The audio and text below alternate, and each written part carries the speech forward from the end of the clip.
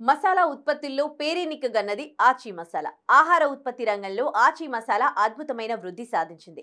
దేశంలో ఆచీ లేని జిల్లా కానీ, నగరం కానీ లేదంటే అతిశయోక్తి కాదు. దేశీయంగానే కాక అంతర్జాతీయంగా కూడా ఆచీ తన ప్రత్యేకత చాటుతోంది. కేంద్ర ప్రభుత్వం ప్రారంభించిన ప్రొడక్షన్ లింక్డ్ ఇన్సెంటివ్ స్కీమ్లో ఆచీ స్థానం సంపాదించుకుంది. ఈ అవకాశాన్ని ఇచ్చినందుకు కేంద్ర ప్రభుత్వానికి ఆచీ మేనేజ్మెంట్ కృతజ్ఞతలు తెలిపింది.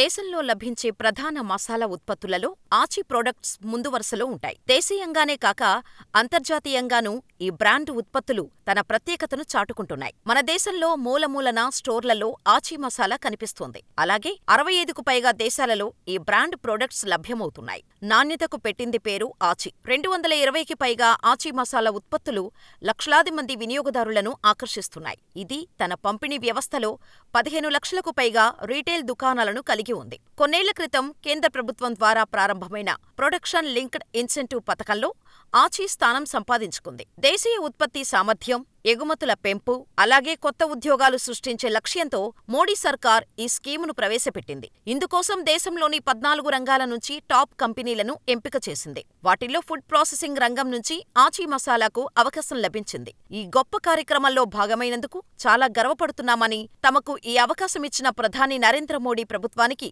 ఆచీ మసాలా చైర్మన్ ఏడీ పద్మాసింగ్ ఐజాక్ ఒక ప్రకటనలో కృతజ్ఞతలు తెలిపారు. అలాగే ఈ అవకాశాన్ని అందించినందుకు ఫుడ్ ప్రాసెసింగ్ పరిశ్రమల మంత్రిత్వ శాఖ, ప్రాజెక్టు నిర్వహణ బృందానికి, అలాగే తమకు మార్గదర్శకత్వం, సహకారం అందించిన తమిళనాడు ప్రభుత్వానికి కూడా ఐజాక్ ధన్యవాదాలు తెలిపారు. ఇక ఈ ఇనిషియేటివ్ విజయవంతానికి దోహదపడిన కంపెనీ ఎగ్జిక్యూటివ్ డైరెక్టర్లు అశ్విన్ పాండియన్, అభిషేక్ అబ్రహం, అలాగే సంస్థ ఉద్యోగుల చొరవను ఆచీ చైర్మన్ కొనియాడారు.